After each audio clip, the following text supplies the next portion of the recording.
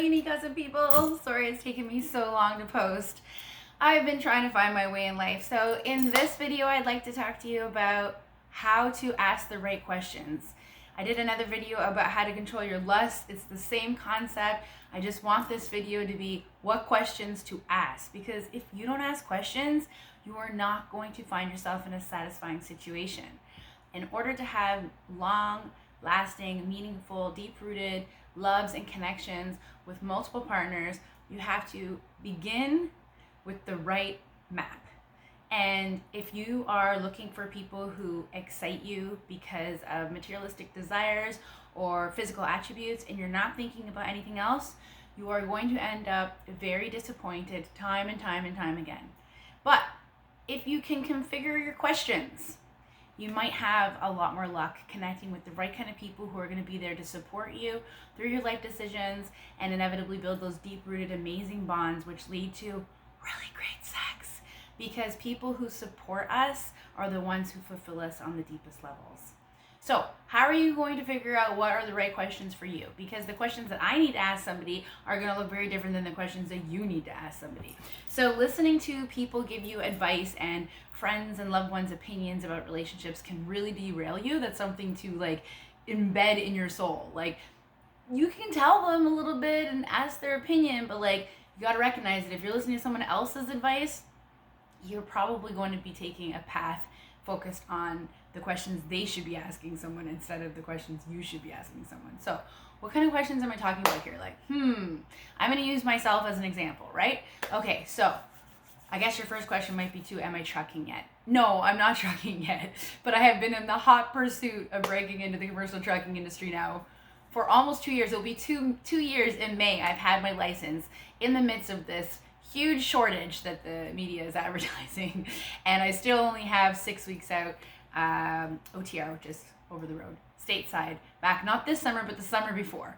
Had a couple amazing opportunities this year, landed them, did well, and then again the insurance crossed their arms and shook their head at us. So anyways, questions that I'll be asking somebody is, how do you feel about having seasonal romance? How do you feel about someone who's not going to be available every night, every day, the whole year? How do you feel about that?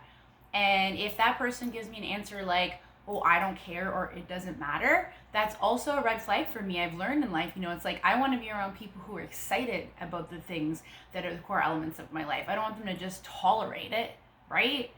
We don't want to tolerate each other. We don't want to be people that we're drawn to, that we want to, make love to, but then in the other areas of their life, we're just tolerating them. No. Set them free. There's somebody out there who wants the things that match their puzzle pieces, right? So I also love road trips. I love driving. I love being on the road. That's why I want to truck drive, right? So somebody who says to me oh, I get motion sickness, I'm probably not going to want to try to build a deep, meaningful romance with that person, because we're going to not be able to do some of the things you want to do. Now, I can hear you already in non-monogamous or polyamorous relationships. That's okay, because sometimes we have other partners who can swoop in and do the things with us that maybe another partner doesn't want to do. But at the core root of what really is your ticking clock in your life, in your heart, for me, it's being on the highway. I'm going to want to find somebody who finds the highway exciting too, right? You know what I mean? It just makes sense. So what's another one for me personally? I'm a stripper, right? So I want somebody who loves strip clubs. Not every stripper loves strip clubs. Some strippers just want to go get their bag and then leave, right? But me personally, I love the strip club industry. I'm a huge connoisseur. So I want to be able to shop talk with somebody that I care about, right? I want to be able to go out on a date night somewhere and be perverted couples. I want to be able to have a good time. I don't want somebody who bores of the conversation about a strip club, because that to me is not my ideal partner. So why would I date or sleep with somebody who in the end I will bore, when I want to have conversations about my life and the things that make me tick, right?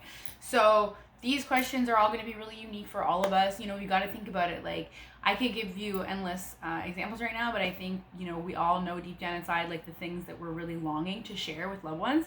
So sometimes it's even really important to write those things down, because you need to practice putting them on the front line. You got to realize that, oh, this beautiful man or woman just passed you by, and, you had a chat, and now you've made a connection, and then that person can be your friend. for sure. But like before you get into the hanky panky, you might want to ask them your special questions. So what are your special questions? You got to figure out what they are. You need to write them down.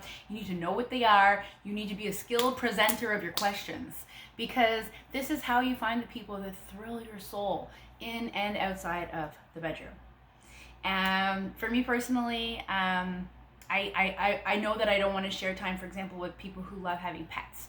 Some people fucking love having pets, and that's cool. There was a time in my life when I loved having a dog.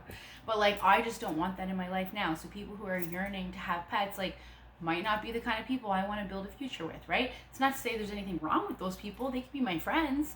But like, when it comes to my romance and my loved ones, I've got to think about what these questions are. And a lot of people don't like to ask people questions. A lot of people, like, feel uncomfortable, acting as if they have the right to like find out these specific things about people, because we should all support each other and all be our own unique individualistic selves, right? I think individualistic is not a word, but I continue to use it like it is one. So yeah, I know, in case you're wondering if I know. Or maybe it is. Maybe I'm wrong. I don't know. So we have to think about these things. It's really important.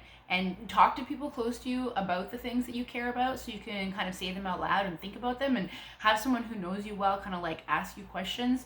Like, how important is it? Like, would it really ruin your day to be sharing space with a dog, for example? Or are you just like not a huge dog person? Like, would you enjoy going to the dog park once a week, or would that really like put a dent in your life? Like, you got to ask yourself these questions. And I've talked about them in other videos with regards to core values, and that's basically where I'm going with this. Like, I want to help teach you guys how to take the time to figure out what your questions are, being that they're going to help you figure out what your core values are. So thanks for listening today. I want to give you a quick update, even though it's not really very much of an answer.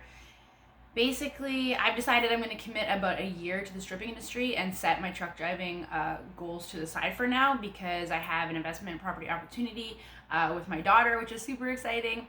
And the club is hot right now, so I figure, like, why go jump into trucking when and if I can finally figure out what insurance company will insure a new driver.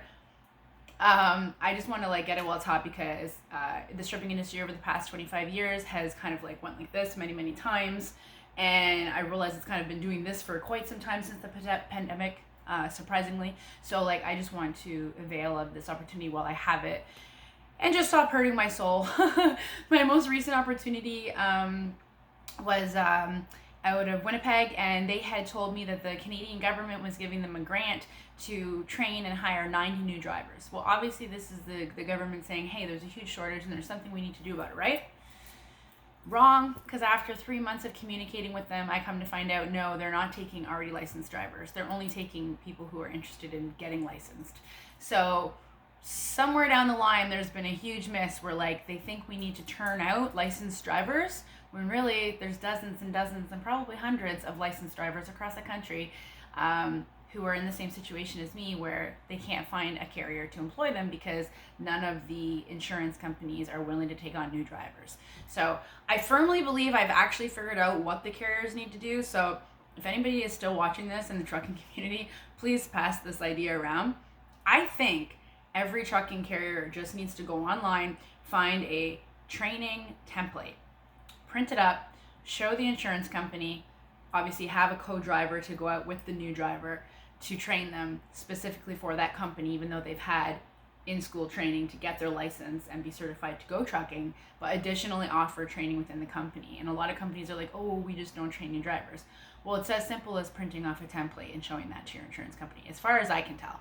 So that's how we bridge this gap, guys. If anybody would like to help spread this information, because the trucking company doesn't seem to be interested or of the mind of understanding that this is how simplistic it is, because they're aching for drivers everywhere. And here I am making YouTube videos when I could be driving a truck. Hopefully doing them at the same time one day. Hopefully stripping and trucking and vlogging all at the same time. This life will be amazing. Eventually it will be mine. I know it. I just have to be patient. And that's how it is when it comes to finding the right partners for your life too. Put yourself out there, put yourself out there, put yourself out there. Be willing to take rejection.